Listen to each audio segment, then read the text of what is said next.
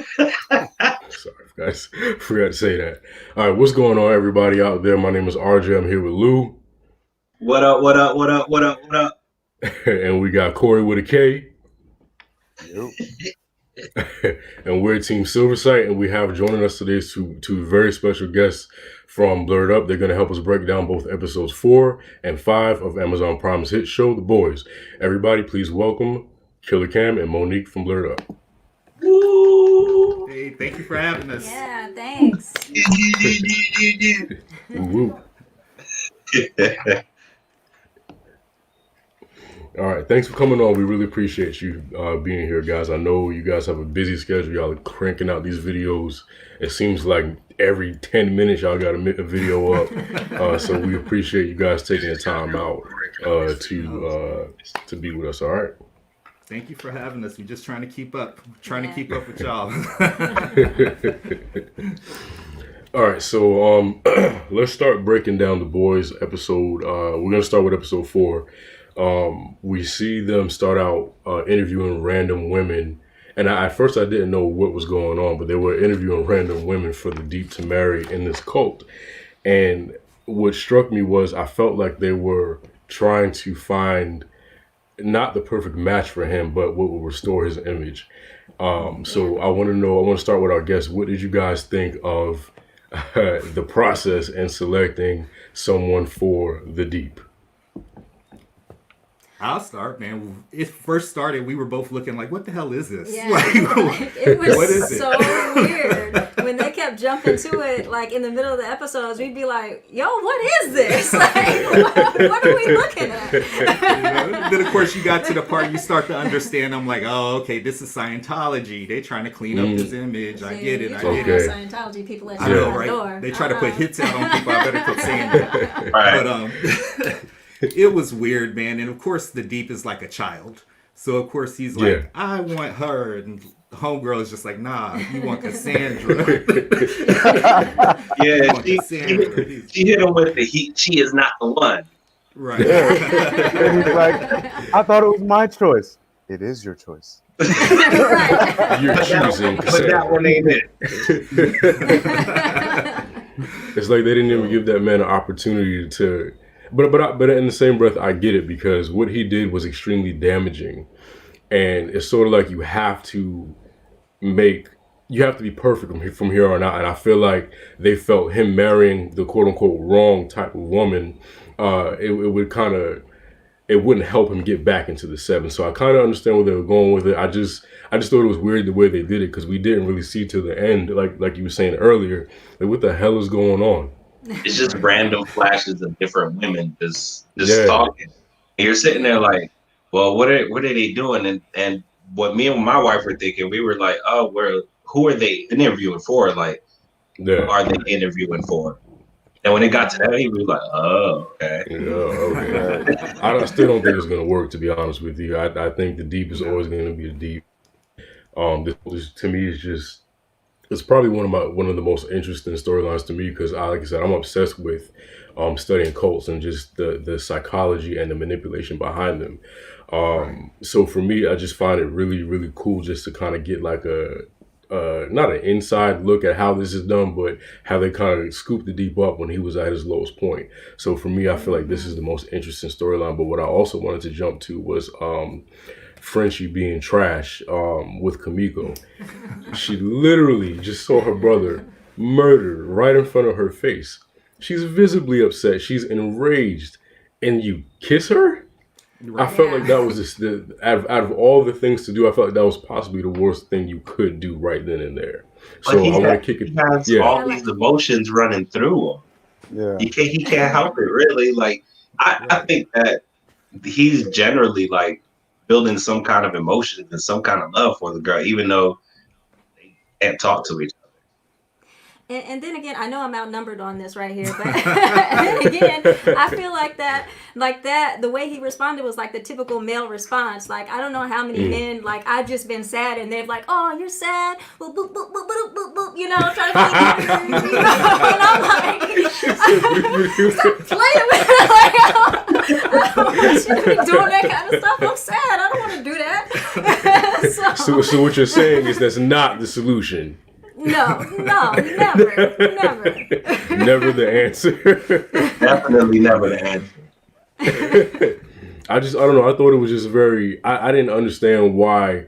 But like you said, you've had guys that would, oh, you're sad. Let's go ahead and let me make you feel better. And I don't think it's clicked in his brain yet that that's the last thing on her mind right now. Her brother was all she had, and then he got murdered. So I don't know. Frenchie's whole storyline this season, I don't know. I feel like I hope that he finds a way to communicate with her, but I don't know if he's gonna come back from that, man. I know I couldn't come back with that. I just saw my sibling murdered, and you made a move on me. Yeah, I don't know how that works.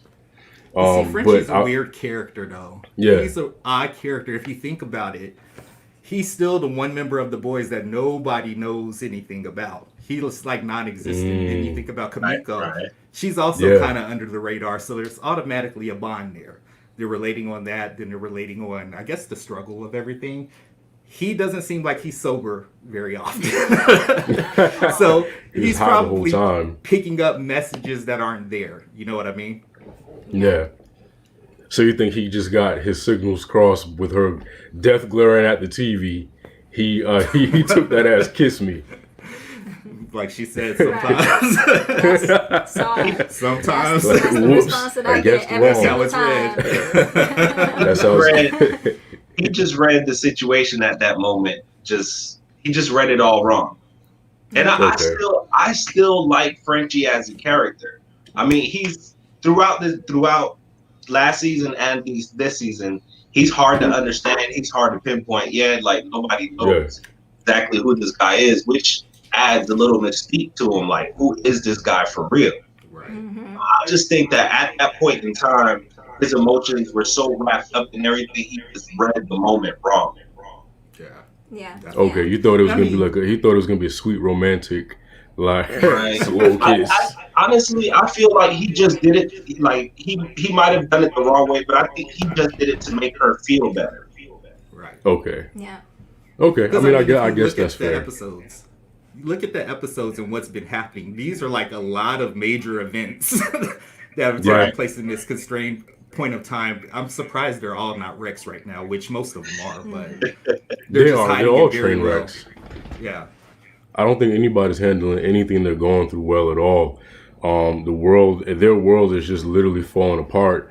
And speaking of worlds come crashing down, let's talk about Homelander and his dealing with the death of Stillwell, his murder of Stillwell, and how he has the doppelganger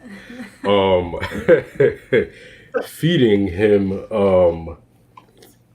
milk and just being mommy to him, which is to me the oddest fucking thing I've ever seen. It's so weird. It's so weird. And I get it. To see those scenes a little bit kind of threw me for a loop, because at first I was like, oh, is she still alive? And then I kind of figured it out as it started to regress, and I was like, oh. I was like, I've seen some disgusting things on this show, but this just was like, It takes the cake. yeah. And it's like you still don't understand. It's like, what are you doing, dude? Like, what is this? Because you know it's not her. Right. You know it's a dude also. So it's just kind of like, are you hurting, or you need it so bad that this is what you're willing to stoop to? Mm-hmm. So it's kind of like reinforces Homelander is jacked up, man. He's jacked up. And I've never been one to kink shame, but that to me, that's just, there's lines that you just don't cross, man. Right. And incest is just, that's not a kink. I'm sorry, that's just disgusting. That was legit weird, like especially when Doppelganger turned into Homelander and offered to like give a fellatio, and then you're sitting there and you're watching the screen and you're like, oh God, don't do it. Oh, don't do it. Don't do it. And then Louis, was there a part where you thought he was gonna do it? Right. It takes you right to the point where you think he's gonna do it. And I was like, he was almost there. Please don't do it.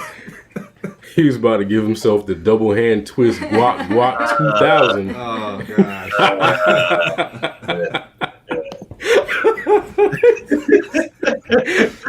That man was about to go in, man. That whole scene was wild. And what's crazy is no matter how weird Homelander is, he always seems to get weirder every episode you watch. And it's like you find out one thing about him after the next. You're like, how weird is this dude gonna get? Right. Like, what's the limit? Like, where's your line in the sand? I mean, he referred to himself as a god, so I don't think he has very many limits, you know? Oh, that's a good point. He did refer to himself as a god, so, you know, he may think he acts like God. You know, he goes around and he manipulates everyone, so, yeah, he acts like he is a god. Yeah. I never thought about that. That's a really good point. There was a first. I mean, that's what he told his son, isn't it? Isn't that what he told his son? Yeah. Yeah. He believes he can do whatever he wants. Right. That makes perfect sense. And another thing I wanted to touch on was I really felt bad for Butcher. He decides that he has to head to the Vought compound and retrieve Becca. And when he gets there, he learns that Becca. He learns of his. I don't know. I just feel really bad for Butcher because your wife gets raped by Homelander, has a child, and then you find out that the child has superpower. And I just felt like that whole thing to him. I get where he was coming from. He was heartbroken. He didn't want to take Rebecca's son. How do you guys feel about the whole him going to the Vought compound and how all of that unfolded?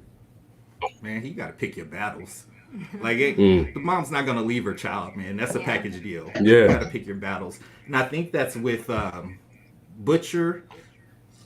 Him and Homelander are almost one and the same to me, just different circumstances. Because they go off, they fuck around in the world, do whatever they want to, and then when the consequences hit, you know, they're spoiled. They don't want to deal with them. They just want things their way. So I think that's been my biggest gripe with Butcher throughout this situation. Even his interactions with Huey ain't asked for you to be here. You came to him for help, you know? Yeah.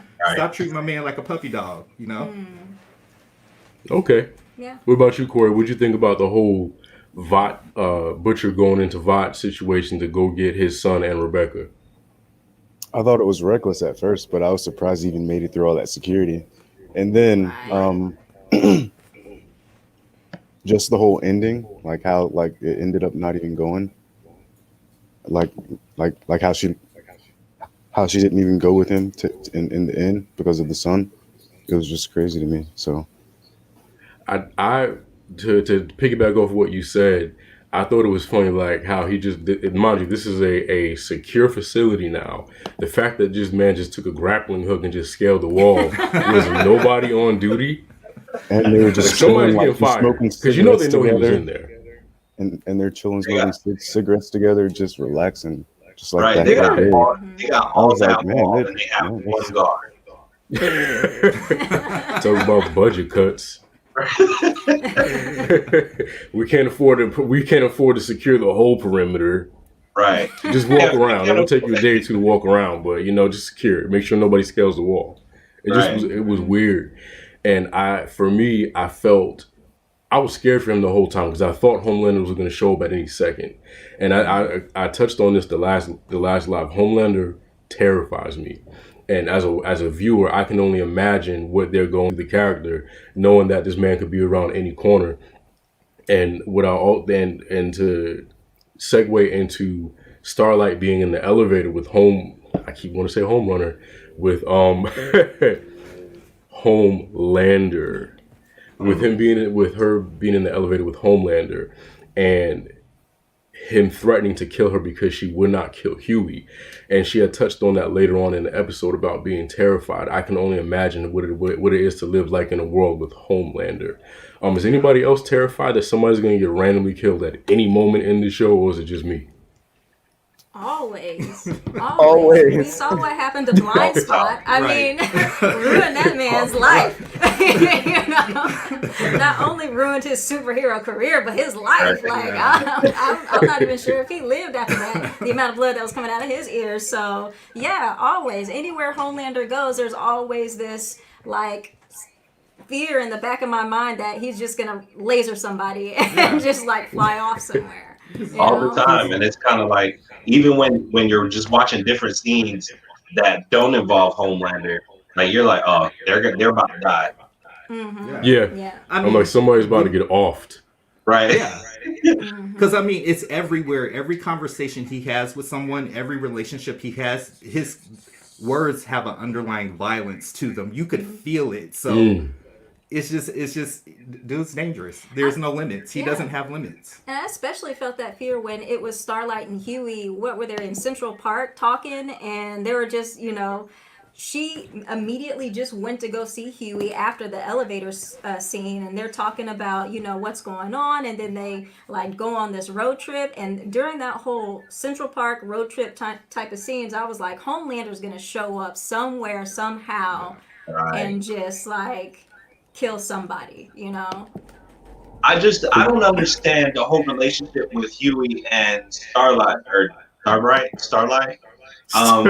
Rainbow Bright. Right. But they like the whole road trip that they took. It's kind of like dude, y'all not one person is a wanted criminal, the other one is a superhero. I don't care what nobody says. If I was to see a superhero in plain clothes, I'd be like, hey, that's Starlight. And they just walk around like without a care in the world. Like it's a Homelander, and that whole scene when they were riding around with MM, and I was like, Homelander's gonna come and just show up and destroy everything At any second. At any second. And so I'm glad that it's not just me, because I have this fear. As soon as I hit play and there's a scene, I just feel like Homelander's gonna come in at any second. And I know we were talking about that road trip. So Mother's Milk, or MM as they call them, which I hate the name Mother's Milk. I hate the initials MM. It doesn't flow off the tongue very well. It's just, I feel like it's too much effort to say MM. Cool name, though. It's a cool and fitting name for him. Just think about the irony, though. The irony. Homelander. And then Mother's Milk. Yeah. I did think about that. Yeah. I don't like the name. I feel like it doesn't roll off the tongue very easily. Mother's Milk. It takes too much energy to say MM. Just like, I don't know if y'all watch Into the Badlands. I think the character's name is SK. What? Yeah. That doesn't flow well. It's stupid. But You just so let's talk about. I want to talk about something that really pissed me off. What you say? So you have a problem with any character that has initials for name. okay, RJ. Right, pot meet the kettle, right? But I do want to talk about something that really did upset me. And this, I almost stopped watching the show because of this. I don't put up with any slander of Almond Joy. Yo! Oh my gosh! I am so glad you I said tell that. you. He's like, So you with me, Mo? You with me on that? I'm definitely We both with with you. you. When they threw Both one y'all. away, I'm like, Okay, that so it's wasn't not done. just me. That was, yeah. I was, because, I told Killer Cam this, like, I get hated on. Like, at work, I used to get hated on because I used to get Almond Joys out the vending machine. And they were like, ugh, you be Yes. Almond Joy? I'd be like, Almond Joys are really good. I don't care what nobody says. They are Thank really you, good. Alexa. I like If you're it. watching. I personally like Snickers and Reese's. I've never had almond I get joys, called out. so I guess you guys got all that. I get called out a lot about my obsession with Almond Joys. I get the, well, damn, how old are you?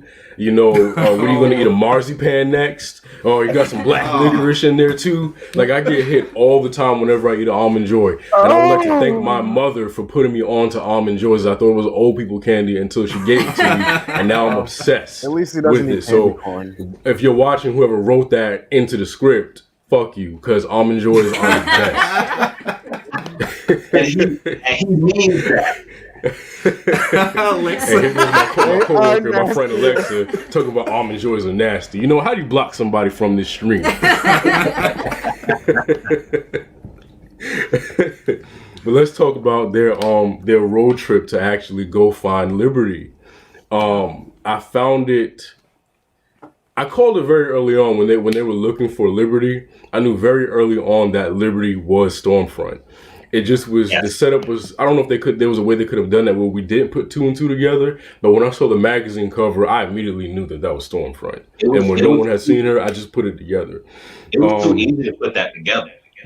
As soon as you see the magazine cover, because I know when she first pulled it out and I saw it, I was like, that's got to be Stormfront in some kind of way. Yeah. It was too easy to put that together.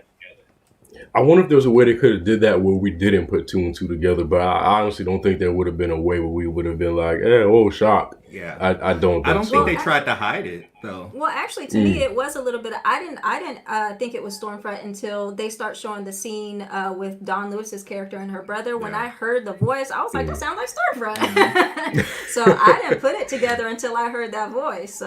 So that's when it clicked for you when it was that it was Stormfront. Mm-hmm. And I just want to say, I did say this last week. I called that she was racist. I knew it. I felt it, and my ancestors whispered it into my ear. I felt it in my bones. My ancestors were like racist, and I just it just chilled in my body, my spirit. I could feel it. I called it. Yeah, because when you look at it, I mean, with the graphic novel, that character, even though it's a male, he's a full-blown Nazi. Mm-hmm. I was more shocked because I didn't realize how far alt-right they were going to go with it. You know, in today's climate, I didn't think they were going to take it that far, but they went there. They went there. All the way. Yeah. I think, they took it. I wasn't be that deep with her as far as her character, but because at first I didn't even believe when you guys mentioned last week about her blowing up the building and all her victims being black and everybody in the building was black or whatever. I didn't pay that any attention until I watched it again. And I was like, that's true. The family was black. The guy she threw out the window was black. All the people that were hurt outside were black. I was like, and then when she killed Kimiko's brother, it was when she called them she called him a yellow bee, and then she yeah. And I was I think that kind of it strikes because I feel like anyone with power can be dangerous, but a racist with power to me is one of the most frightening aspects. I remember watching Lovecraft Country episode 1, and I went to sleep that night and I had a nightmare, but I didn't have a nightmare about the monsters. I had a nightmare about the racists. And I think that just speaks to how powerful and how scary racism is when someone has that kind of unlimited power. At this point, we see Stormfront and we see Homelander can do pretty much whatever he wants to do, and no one's going to stop him. So to see Stormfront be that powerful, not scared of Homelander, and be racist, that is something that I'm not looking forward to how this is going to unfold. I feel like she's going to end up killing somebody that I really care about on this show. I don't want to give it away who I think she's going to kill, but Stormfront is terrifying for a whole different reason than Homelander is to me. Yeah. I mean, she can. So, now let's get to A-Train. A-Train. Dude is out of the 7. He walks into work and he sees, I want to say, I forgot what the dude's name was. Shockwave. Yeah. Shockwave. Yeah. He sees Shockwave there. Season 1. Yeah. I thought I remembered him. And so he was the guy that raced against A-Train before, right? Yeah. For the title. But he for was the title. Yeah. He was on Compound V. And so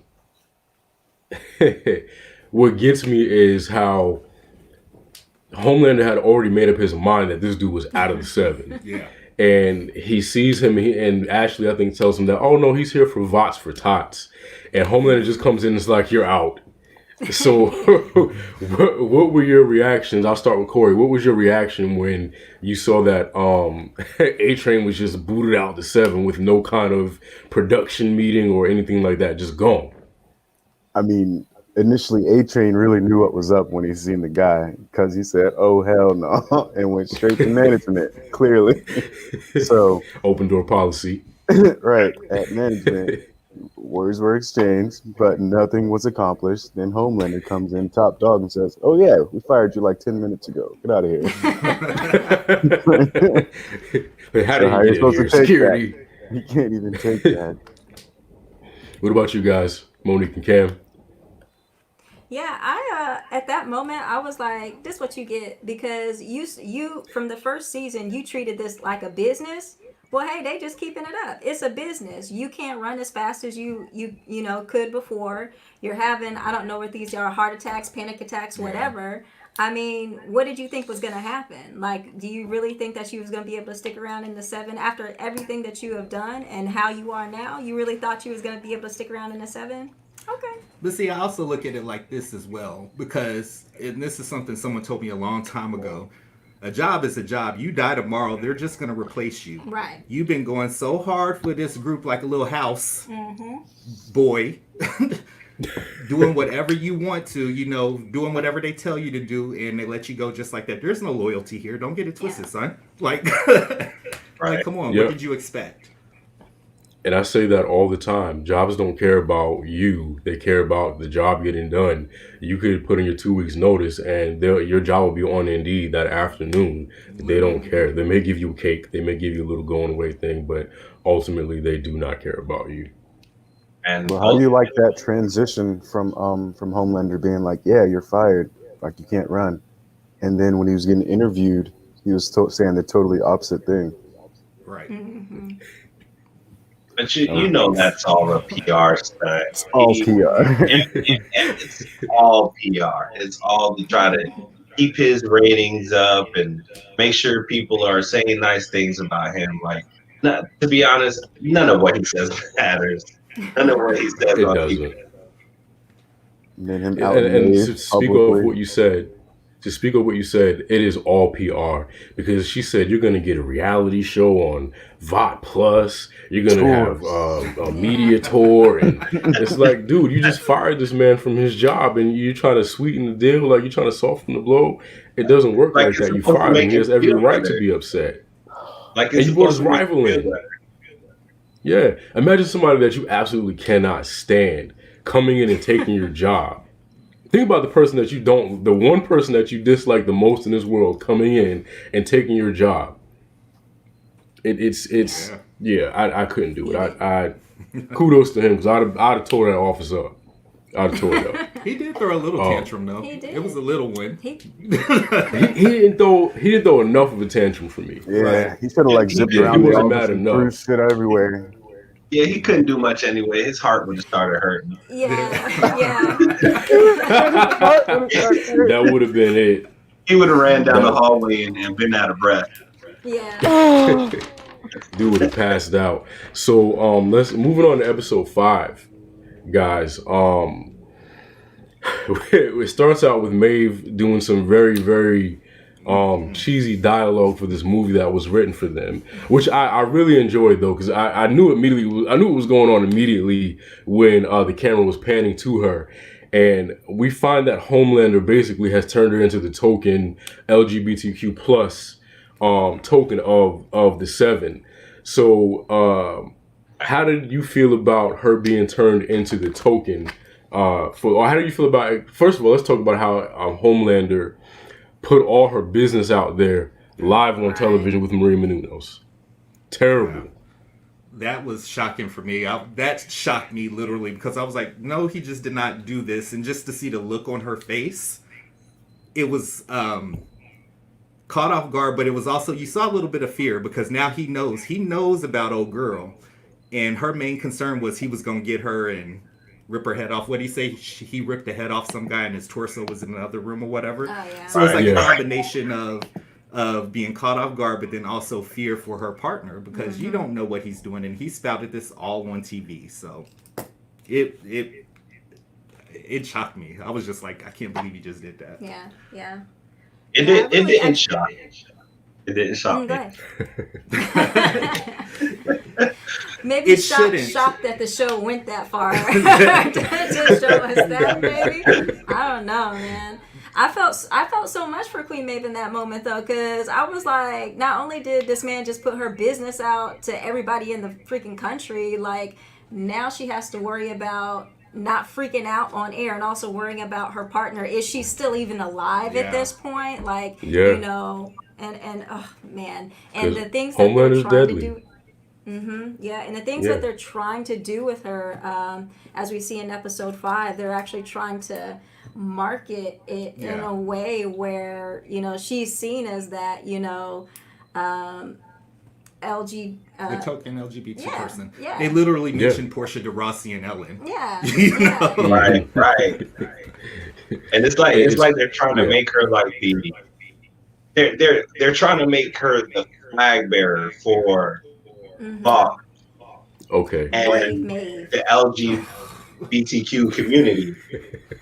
And it's crazy. It's absolutely crazy. And the fact I found it funny that they were even trying to change Elena's style to where she was wearing like a pantsuit. I was like, what does it matter what she's wearing? Like you're taking it too far at this point because you're making it awkward for a person to be who they are.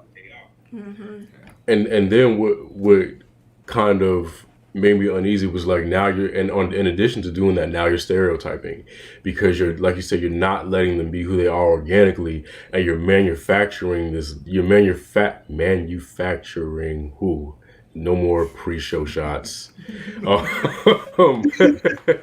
You are manufacturing a couple, not because you genuinely believe in diversity, but because you think it'll sell more. You think that they'll gain more points by it.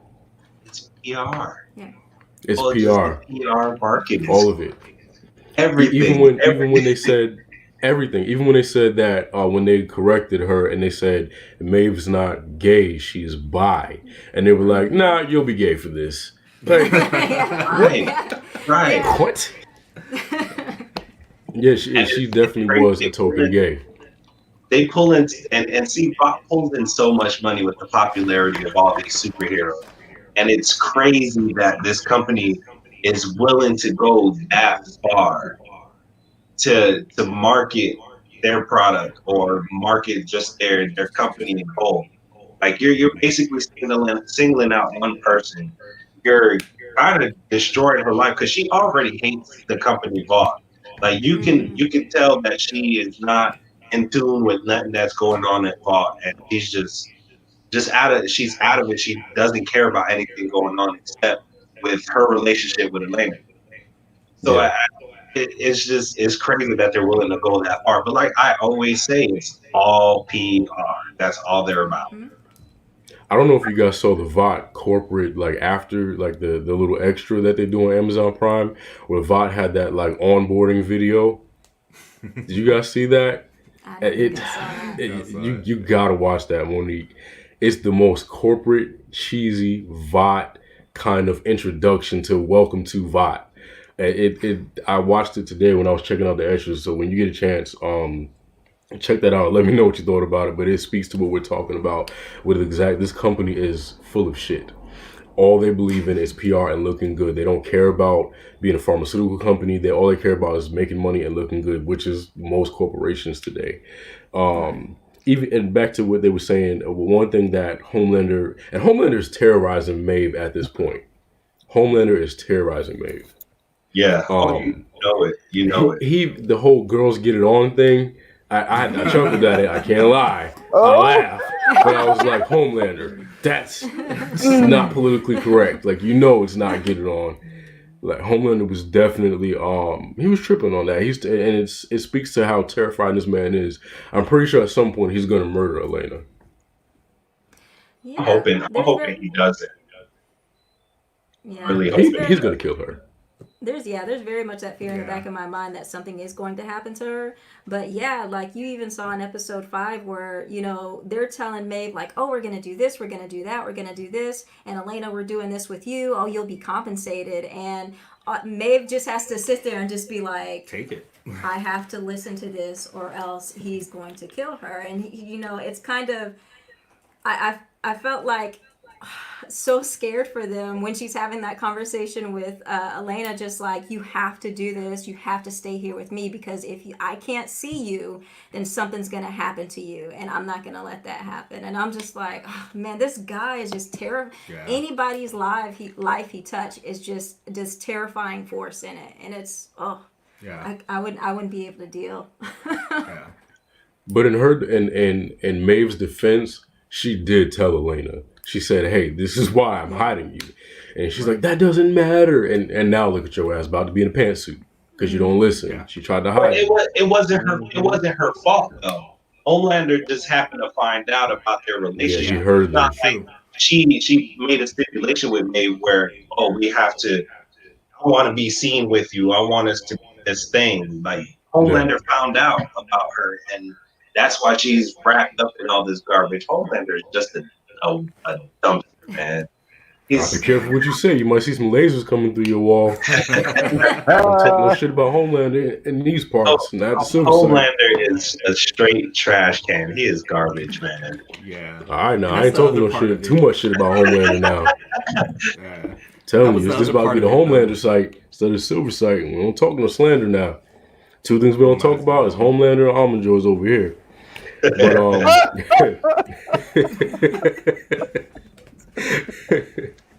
so I want to take a minute to talk about Kimiko and her scene where she ripped someone's entire face off in classic The Boys fashion. The freelance work. a little bit of a side hustle, you know. She didn't want to join no pyramid scheme. She's gonna go and work for herself, and so she decides to go around and doing hits for people. But I also feel like at this point she's numb to any kind of, you know, positive emotions, and so when you're numb to anything positive, all you wallow in is negativity. So we see her do these brutal kills, and then we learn that she's doing hits, and we see Frenchie trying not to be trash. He comes in and he's trying to communicate with her, and she pushes him, and then he gives up and walks away. How do you feel about everything that transpired between Kimiko and Frenchie? Well, I think it's ironic because that's all Frenchie wants to do is help. And as she was signing, like sign languaging him or whatever, her own language, like that's what she was saying. She's like, I want you to help. But Frenchie, at that point, he was giving up. He was at his wit's end. So that's. But see, I mean, he doesn't understand. I mean, he doesn't understand her either. But he was still at his wit's end. Now, I think that's just the biggest negative with their dynamic is just the fact that he's not able to communicate with her, and she's not able to communicate with him, and they're not able to express their feelings as to what goal they're trying to achieve at that moment. I feel like if they were able to communicate with each other, things would go a lot smoother, a lot better. Yeah. And we're at some point, Kimiko's going to have to open up to Frenchie. If the boys are going to get back together, at some point, Kimiko's going to have to open up to Frenchie to try to teach him that language so they can get over these hurdles that are stopping them. Because I agree with you, Louis. Right now, it's just like they just need to have a conversation, talk it out, get their feelings out, and then they can start to move forward. Right. Real quick, does anybody feel like later on this season, Kimiko's going to end up talking? I feel like she's going to learn a few words. Yeah. I feel like she's going to end up talking towards the end of the season. Yeah. I think so. I think you're right, only because that's where this character arc is going with these two. They're going to find a way to communicate with each other, and whether it be English or him learning her sort of adaptive sign language, somebody's going to learn how to communicate with somebody. Because like what you said earlier, there are two people trying to communicate feelings to each other, but they might as well be talking the sim language, like the Simlish or whatever, because no one knows what the other person is saying. So it's almost like you just have a crazy person screaming and crying at you, and you don't know what to say or what to do. But yeah, that... Yeah, I want them to be together. I really do. She getting paid. Kimiko got paid. She had to do what she did. They had to pay her handsomely to do that. Exactly. You know that was that. She put a little razzle dazzle on those. Those are Italian mobsters. She's getting paid. He had a few racks in that envelope. He had a few racks. But see, that's what I'm thinking, though. I don't think it wasn't about the money, because we saw last episode Frenchie went on a bender her go-to is to kill people. So Yeah, because they an can't outlet. communicate with Just each an other, that's outlet. how they're expressing themselves. That makes sense. And I think it's just her. I don't think her doing it is her wanting to do that. I just feel like that's the only way that she is able to express her emotions, or releasing that anger that was built up within her because her brother got killed. So in her mind, like, she really wants to kill Stormfront. She can't go after her by herself because Stormfront probably rip her head off or something crazy like that. But I feel like that's the only way that she's able to express her anger is just doing these meaningless jobs, killing these, people. It's just all meaningless, just trying to get her anger out. Yeah. We saw that with Butcher though too with this Yeah, that's what I was episode. gonna say. That's how the episode started. So it's kind of like this thing where they're kind of broken in a way and they need to feel something, and the best way for them to do is to use those outlets. So Right. I think everybody needs therapy on this show. Everybody needs a nice counseling session to bring them back to reality. Because, going off what you said, Cam, that's how the episode started out, was Butcher. I don't know why. I don't know, maybe the ponytail set him off that the guy had. I don't know what made him choose this dude. He saw the biggest guy in there. He was like, I want him. It's like jail. It's like, I'm who's the biggest I motherfucker in want here? Let's go. And he just straight up just, attacked dude. And it took a couple of people. It took a girl hitting him over the head with a bottle, for them to subdue him. And it just speaks to how stressed and traumatized everybody is by everything that's transpired. I don't know. And this is why I say everybody in the show needs therapy, because there's not one character that has had an easy past couple of years. Everybody's going through on the show, and it speaks volumes to what they're going through. It really does. So let's talk about the boys, which I'm glad we're getting to see a little bit more of them, because my only critique about this season so far is that we've got a lot of stuff we've got a lot of stuff that's happened to the heroes and stuff like that, but we haven't really had a lot of focus on the boys per se. So what I liked about this episode was we got to see them go on a road trip together, learn a little bit more about each other. We got to see them. We got to see Butcher go to his aunt's house. And while he's at his aunt's house, he actually he notices a Black Noir and spying on him, which, by the way, I feel like as a ninja assassin spy, you could have had a better hiding spot than right on the roof. That's like Nobody hide and seek. Yeah. I literally That's said like- that to Cam. Like, when all those fire trucks and everything were out there, I was like, nobody saw this big black dude. Nobody saw this dude. Nobody saw him. Nobody at all looked up. And that's what I'm saying. Because when I'm driving in my neighborhood, I'm looking around. Like, so you mean to tell me no one saw this man on top of this roof? And he didn't. It's not like he was wearing brown. It's not like he was blended into the roof. Right. He literally was like this on top of the roof. right.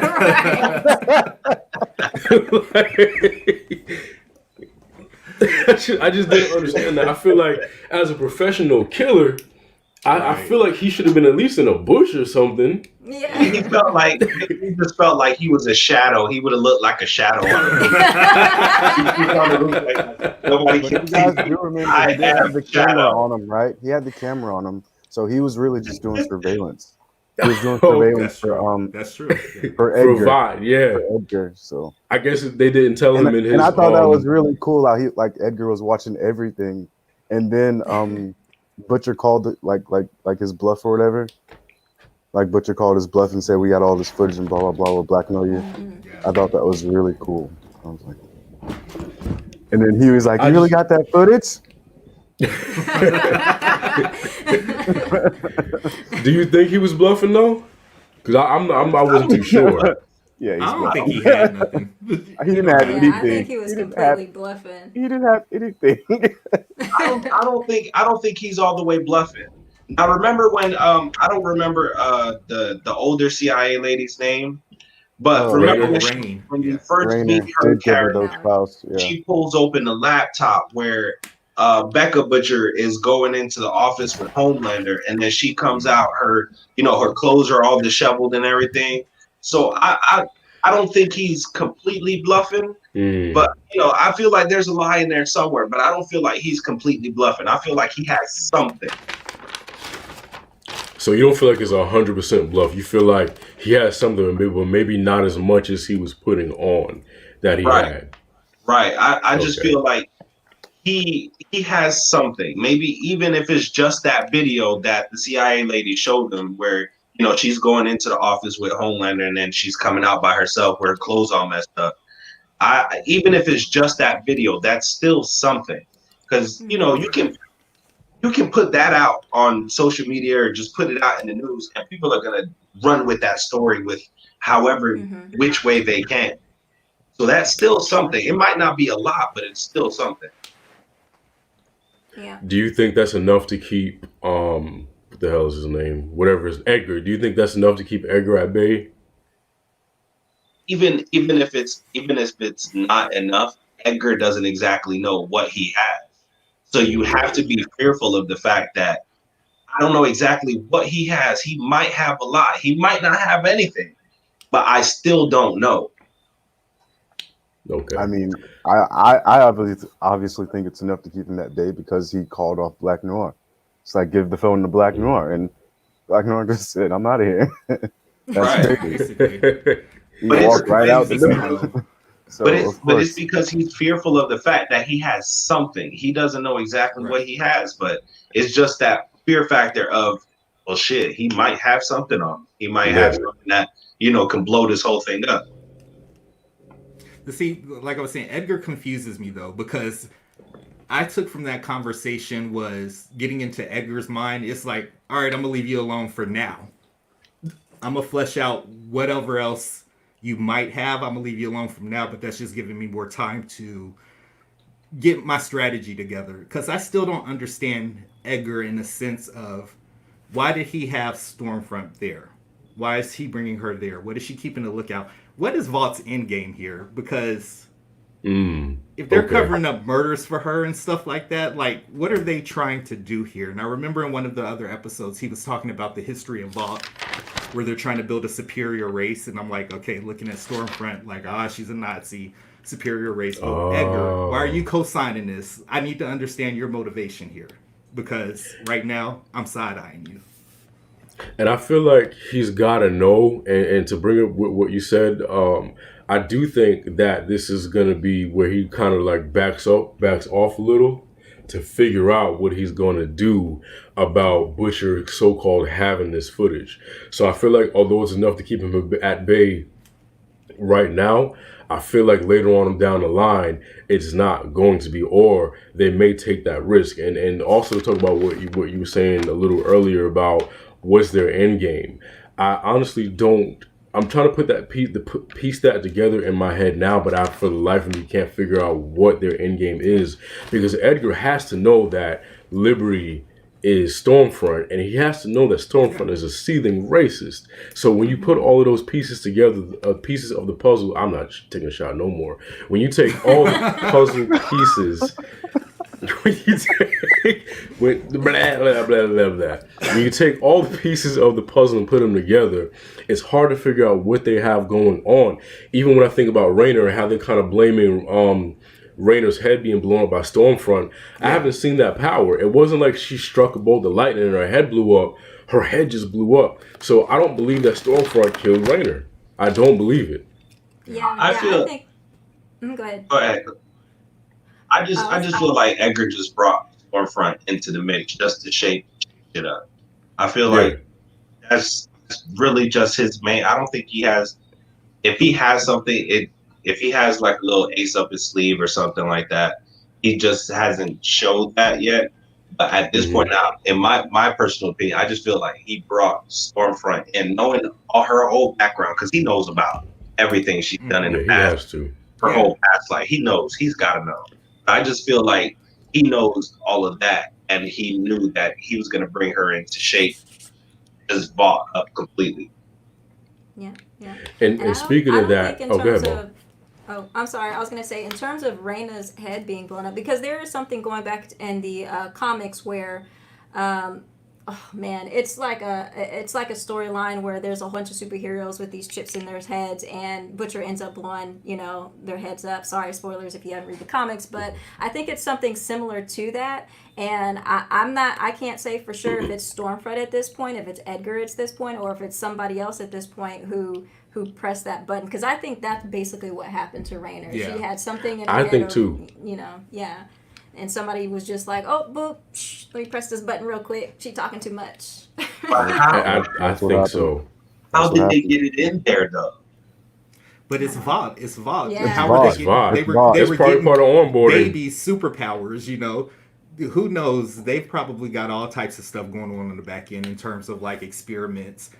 At some point, I feel Yeah. like she was tagged, Yeah. as are probably had to more be. people. Yeah. And I feel like she was knowingly tagged. This is VOT, I feel like it's probably part of their onboarding. I feel like when you get to a certain level, they probably make you get tagged. I don't believe that she. Well, then again, she may not know she's tagged, because if I knew I was tagged, I wouldn't have been saying a fraction of the stuff that she was saying. So she may not know she was tagged. Now that I just think thought about of it. something though. Remember when Starlight. We jumped to Teen Titans. Look, no more beer for me either. Starlight, when they were going on that road trip, the main argument Mother's Milk said was like, "You've got a chip in you. They can track you. They know where you are at all times." Right? There was a movie called, oh my God, I can't remember it. But basically they were in South America and the employees had to get chipped as opposed to... Is that Belko The experiment? Belko experiment. Maybe that's what it is, because Raina, she was in CIA, FBI or something. She probably had a tracker in her too. Who's to say it didn't have a bomb attached to it? Yeah. That's a good point. Oh, okay. I see. Look at us coming with some theories and doing some heavy thinking over here. I like this. But I want to talk about Homelander and his tone deaf crashing of the rally, and probably saying the worst possible things you could say in that position. You've done this before? How many times? But that's his fault, though. They told him they were going to come up with a PR strategy. He killed someone in a foreign country, and then you go and say the worst possible things. I don't understand what he was thinking, but I think that speaks to just, I think we said last live, Homelander represents the average tone-deaf American. And it just speaks, when he said, they're starving, but they have cell phones. What? What? When your legal department tells you to shut your mouth, you be quiet. And that's Shut up. But that's what's with Homelander. He thinks he's a child, basically. He thinks all I need to do is to go out. Yeah. All I need to do is go out there and just tell them, everybody loves me. Everybody still loves me. I'm Homelander. No, everybody. Right. What did he say in a previous episode? Like, you go to another country and say Homelander, and people will know exactly who you're talking about. Right. Everybody loves me, so all I need to just go out there, say a couple of words, and it'll be fine. But bro, that's how they raised him, though. Yeah. They raised him. Basically, people have been handling him his whole life. To get him to comply with stuff, they tell him how great he is. Even Stormfront's doing it, where she's like, "Oh, you're the best of us. Oh, your eyes are really fucking blue." She's buttering him up because she needs him to do something. Right. She needs him as an ally. That, among other things, which we'll probably get into. And he's all about his own personal image. Like, even towards the end of episode 5, when he walks in to Stormfront's trailer. Like, he's all happy. Oh, I'm up 5 points. Yeah. And it's crazy. We were down 9. Right. I'm up 5 points. Like, it's just so crazy that he wants this image, this personal image of himself to be so godlike, so grand, like that he's just twisted in the head, man. Yeah. But that goes back to the end of season 4 also, when Doppelganger changes into him and he's got this look. You don't know if he's excited or if he's about to do something. He's a narcissist. They bred him that way. And I think what you said was a good point earlier. This man was told he was great. He was told Exactly. he was this hero. He was told he was America's greatest patriot and all of these other things that he was probably fed. And that's why we have the Homelander he is now. And that's why we have the type of Americans we have now, because they were told they were great. They were told they were at the top of the thing. Mm-hmm. So it's one of those things where we're seeing his upbringing come to fruit. Did you Yeah. did you catch a glimpse of how it was portrayed on the barn during the road trip? Yeah. The Confederate flag, right? Yeah, The Yeah, Confederate yeah. flag, yeah. I noticed that. yeah. I caught that and I was like, yeah, sounds like America. Pretty much. Sounds like America. Yeah, it just speaks to just how tone deaf he is. And the scene where he lasered the entire crowd, which was like yo, I when thought he tell did you it my at first. I thought he did it at first. Yeah. Yo, I was like, there's no way he did that. He would have to kill everybody. There's no way he right. did Shanice. After seeing that, Get him like, some milk. give me the milk.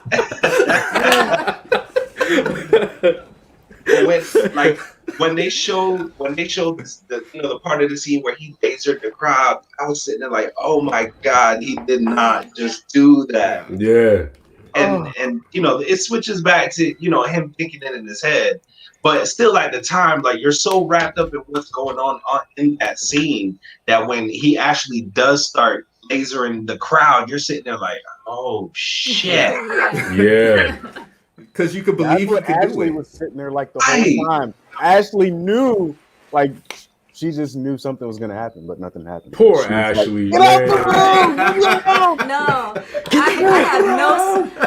I have no sympathy for Ashley. I have She no knew what she sympathy was for her doing. at Not all. not at all. Because I she's feel bad for her. I don't feel bad for her at all, because she's turned into the same, excuse me, pardon my French, but she's turned into the same bitch Stillwell was. Right? Yeah. Yeah. Except Same, she's not man, in it. same. Yeah. And the thing is, she's not naturally built like that. Like, she's Yeah. trying to portray this certain image for her role Career, in yeah. the company, her position in the company. She's not built like that. Like, she's getting run over left and right by Homelander, Storefront, or whatever's going on. Like, I don't feel bad for her at all. And that would have never happened to Stillwell. Stillwell had a Right. good handle on Homelander. I felt bad at the end of Homelander's, disaster when she went like this and her hair came out. I was like, oh, she's going through it, man. Right. She's going through it. She's stressed, There's bro. the part where I'm like, you have to know, Ashley. A-Train called it perfectly. You used to get my coffee. The only reason Yeah. you're in this position Yeah. is because we can control you. Yeah. We can control you. You could lose your job if you don't comply with or fix whatever mess we make. So Exactly. you're the bitch boy right now. Yeah. And that's what And Exactly. she won't acknowledge it. That's what kind of No. made me mad when she was going back and forth about A-Train, because A-Train was like, I'm not saying these lines. And she was like, well, you can either leave with your severance package or you can leave with, with everybody knowing that, you took Compound V. And I was like, if you don't say it, or I can just go to the press and tell everybody that you made me Yeah. take Compound V Right. to the armies of Yeah. the countries to make these terrorists. I was like, if you don't clap back at Ashley, she's soft. She'll bend. See, but Ashley, I feel like we'll go back and tell Homelander, and then once Homelander knows, it's a wrap. Yeah, true. And he can't run no more. Ashley, at this point, she's just her character is just so weak at this point. Like, she's trying to portray this strong person, and like, oh, if you don't do what I do, I'm gonna wring your neck. And she's trying to portray that person, but she's just not that person. She ain't about it. Yeah, nah, not at all. She's weak. Yeah. Like, she's weak because at any point, Homelander or Storefront or Edgar, somebody's gonna snap their finger and be like, "Hey, get the hell out my face." Mhm. You know what I'm saying? And it's gonna be like, "Oh, okay. I guess I'm getting out your face." I feel like that too. I feel like she's not about it, but I also feel like this may be the beginning to the growth of her character. There's a show called Wentworth, and I'm not sure if you're familiar with it, but there's a warden that was really mousy and soft, and she ended up getting a position as the warden, and eventually she became this tough, I'm not taking no shit kind of person. So I feel like maybe Ashley will eventually grow a backbone and try to and figure out who she is and what her position is. I feel like eventually she'll get there, but I do agree with you on the sense that right now she's not about it. She's not about not about that life at all. I don't think she ever will be. Really? I don't think she ever will be about it. Yeah, the only way I see it happening is if something big has to happen to her for her to turn savage. She's not there yet. So there has to be something traumatic, maybe that kind of triggers something in her for her to find her voice and her place and her footing. Because right now, she, like you said, she used to get A-Train's coffee, and now this man is about to get sent out on the severance package. I'm pretty sure that severance package is pretty sweet though. It's fire. You know that they fire. That severance package is complete fire. Yep, and a TV on VOT Plus. He set up. He Did y'all peep during when they were filming? They were talking about the Joss rewrite. Oh, Joss, yeah. Joss rewrite. I did peep that.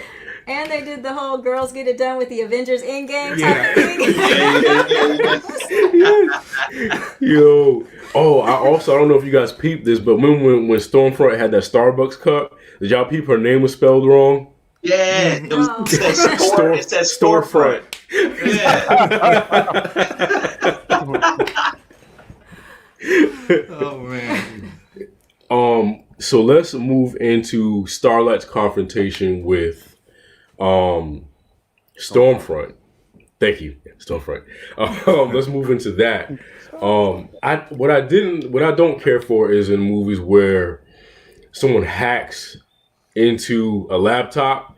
Now, come on, the picture of the mother, and then the password is her mother's name that she just so happened to tell her earlier. Come on, man. I thought that's one thing I wish that, and I feel like that's lazy writing. And that's one thing that I don't really when it comes to these sort of things is lazy writing. I get that that's not really important plot point, so they try to just fast forward. But I just that point annoying. But anyway, moving on. Was anybody else kind of uneasy the whole time Stormfront was taunting Starlight? Because this started from the beginning of episode 5, where she was taunting Stormfront. So I knew that she may know, but we didn't get the reveal until the end where she said, "I know what you did." I know when we feel like Stormfront called her mama down there. Yeah, that was a threat. She was threatening her. That's what that was. That wasn't her trying to play mediator. That was me saying, and I'm putting myself in her position. That was me saying, "Yeah, I know you know what you know. You better back off. I know where your mom is. She's right here. I'm gonna get real friendly. So when I need to open the door, she'll let me in." And she'll be dead. Oh, exactly. That was her way of telling Starfire. I keep calling her Starlight to back off. So yeah, because the way her mom was like, "This isn't a stranger. This is your teammate." I was like, "Come on, it's your teammate." She's like, Mom, I know we haven't talked in a while, but this is not my teammate. And the part she really was telling her all her business. Yeah, but I didn't understand why Starlight didn't pick up on that. She doesn't give a shit between a relationship with you and your mom. That was her threatening you. And the fact that she didn't pick up on that, I was kind of disappointed because I thought she had kind of got her chops when she was lying to Homelander. I can't talk today. Shut up.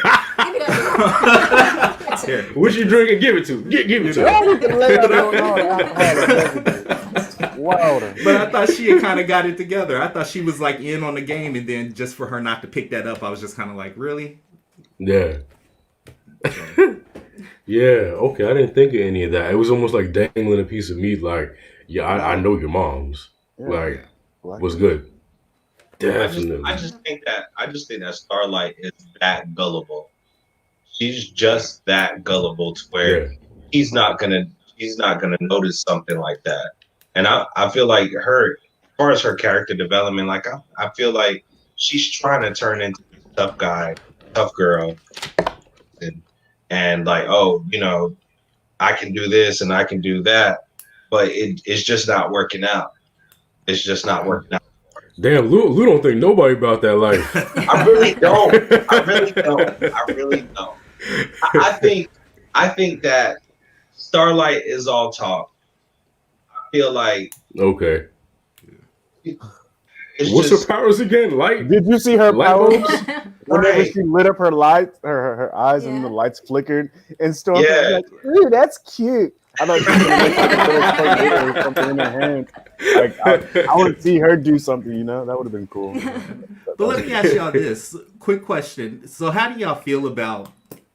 Because here's what I'm still wondering what's happening here, because you've got the potential of 3, maybe 4, 7 members kind of defecting from the group, just based on what's happening with Homelander and Stormfront. Like, how is this going to resolve itself? What's going to? Because I don't think they're going to partner up with the boys. Maybe Starlight will, but like Maeve, A-Train, like what's going to happen with them? What I think is going to happen is I feel like there's going to be 2 separate groups that are going to try to take down Homelander, Homelander and Stormfront, and I feel like they're going to learn about each other eventually, and then they'll team up. So I feel like there'll be 2 different factions: the boys and the anti-7, whatever you want to call them. And I believe they're going to team up to take down these 2 monsters. That's what I feel is going to happen. and Because I was just looking. it's going to have to happen that way. It's going to have to happen where, you know, you have a group of supers or a group of suit fight against Homelander and Stormfront. Yeah, It's gonna be soup versus soups at the end of the day. right. Yeah. You're going to have to have your allies, and I guess the enemy of my enemy is my friend. So you're Okay. gonna have to have a couple soups in your corner in order to battle Stormfront and Homelander, because they're Terrifying. meshing together. They're Yeah. meshing together, and I sensed it coming. And I don't know if it's just me or am I getting good at sensing all these different plot points throughout these shows, but I kind of sensed that whole thing coming together between Homelander and Stormfront.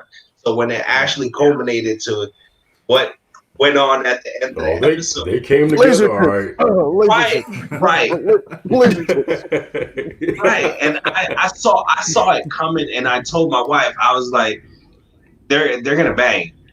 They are going to bang. And I did. smell that coming from the beginning, because it's kind of like Stormfront is already this strong suit. Now you're Yeah. teaming up with this other godlike suit, and in your head you got to be thinking, who the hell is going to stop this duo? Mm. Right. But I also Actually, go back because is- she's playing him. I feel like she's playing him on a level. So one of Yeah. our subs told us there's this theory called the Ubermensch theory. And that's what she worships. Is basically the overman, the ideal man. She's always Right. commenting on his blue eyes, his blonde hair. They And came she's been together. leading him on. She's grooming him in a sense to follow her lead. You know what I mean? Yeah. She's doing that with Right. Starlight as well, because if she really wanted to kill Starlight, she would have did it. She needs her for She would've. something. And she actually Right. said that, didn't she? Didn't She say said that. something like, You're gonna help me or something like that. Yeah. yeah. So it's like she's grooming individual members of this team for this big end game that we still kind of don't know what it is, you know? But I feel like too, because I don't know if I'm jumping the gun here, but we saw a new soup Lamplighter. in this episode 5, Lamplighter, who's played by, what is his name, Sean Ashmore. Ashmore. The guy that played Iceman in X-Men. Okay. So yeah, and we saw a little bit of that bigger. We still don't know what it is, but we saw a little bit of that bigger plan when she was talking to him. It felt like he was going to kill some 17-year-old superhero, something like that. I don't know. But she's got this big plan, and she's just putting her chess pieces right now on the board and making sure she's having them in the right places. So when the time comes, it's gonna, go according to what her She plan. wants. Yeah. I have a quick question for you guys. Do you feel like Stormfront has her own agenda against Vought? Absolutely. Do you feel like she's trying to, take down Vought from the inside? Absolutely. I don't know if she's trying to take it down, but she's trying to control something. She's got Vaught's plan, and then she's got her own plan, Right. I just feel like she has her own agenda for whatever reason. Like, I feel like she might have been one of those OG suits. Mhm. And in some way, form, or fashion, Vought did her wrong. And I feel like she's trying to also like destroy this whole network of Vought from the inside out. And she's definitely going to use Homelander to do it. And I think you kind of made me think just now, because I always wondered why she's going on this anti-Vought tirade, but you're still working for them. And I think what Monique said was good too. She's playing chess. And in this kind of world, you have to play chess, not checkers. Everything is not an immediate, sometimes you have to look past. And I feel like she's planting seeds in Homelander. She's going to plant seeds in Starlight, and I feel like it's eventually going to come to where she's manipulating them to do her bidding, and they don't even realize it. Yeah, I feel like that's where the show is going to go. And I think they are both gullible enough to where she is able to manipulate the both of them.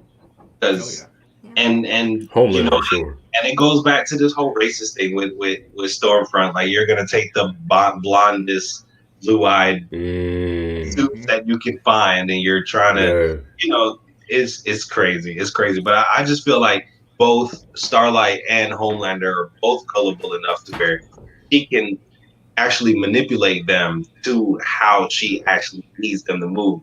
Like, I'm gonna make you move like how I want you to move. Yeah. She'll get there eventually. She will. And she's using that Watt. She's doing what she got to do to get what she wants. Was anybody else amazed that the lasers didn't like go through her, or was that like I was in shock. Cut her down.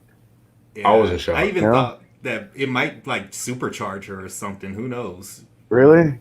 Oh. Yeah. I was a little surprised that I was like, whoa, okay. Yeah, I was like, whoa, she can take the laser beam. Yeah. That's what I was like. I was like, whoa, she can take the laser. But at that point, it's actually showing the peak, or not the peak, but it's showing actually how her powers are working. Yeah. But they never really give you a full scope of her powers. It's just her wrecking shop all over, doing whatever she can do. Mm-hmm. Was anybody else weirded out that they were doing it and they just took like their bottoms off and put their boots on? They put their boots on. Yeah, I'm like, yeah, because that's right. You had to put the suit back on. So, hold it, let me put the suit back on. Like, it was weird, I didn't even notice that. Like, they didn't have no bottoms, but their boots was right where they supposed to be. That whole sex scene was weird as hell to me. Like, even the way they were like put together, I was, what? Are you both virgins? And that was the worst sex scene ever. I take that back. Upside down. It's like they're I still thought it was dope that they were doing it. I still thought it was dope they were doing it in the air. Like, if I could do it in the air, if I'm gonna do it in the air, if you're gonna do it in the air, you're gonna do it in the air, right? You're not just gonna be like, right. You gonna do it in the air. You're not just gonna be like floating. What they should have done was set up a fan so that their capes can be blowing behind them. Like,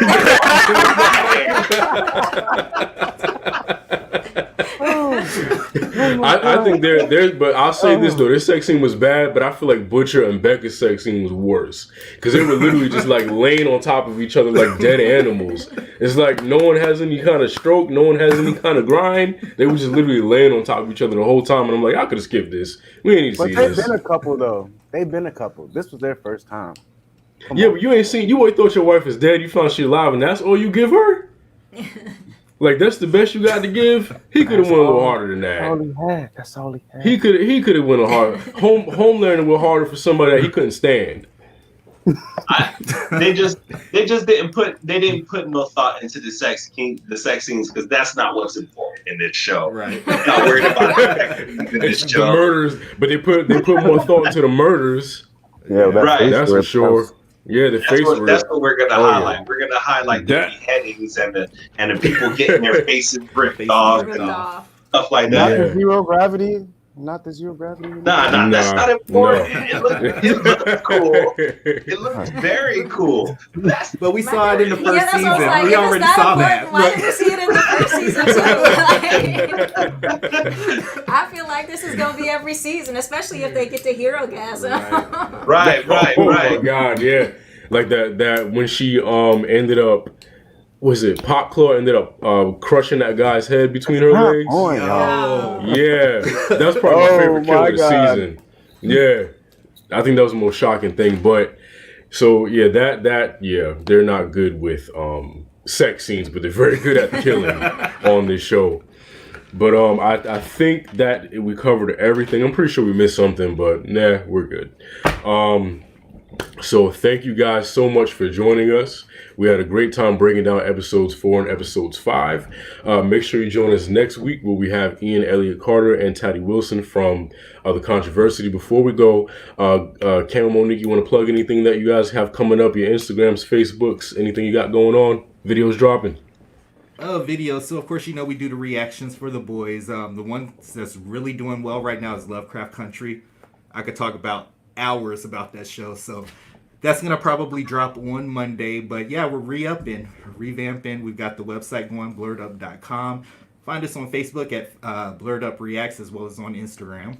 And yeah, that's where we're at right now. Just excited to keep pumping out content. And thank you for having us. We really appreciate it. Thank you so much for coming. I look forward to working with you guys again, and I really had a great time. Yeah, we appreciate y'all being here. Y'all came and kicking with us. We appreciate that. Yeah, it was great. Good times, guys. Yeah. So I'm gonna go ahead and end the live stream now. You guys, everybody hang around, all right? Thank you guys for watching. And if there's anything that you want us to cover, because the boys is gonna end eventually, and we do plan on doing other live shows for other television shows and movies and things like that. So if you have anything that you want us to discuss in depth or go over, go ahead and leave a comment. Don't forget to like, share, most importantly, subscribe to our YouTube channel. All right, later days. Let us know. And get squad. We out. Silver Squad, let's go. All right, hey, later.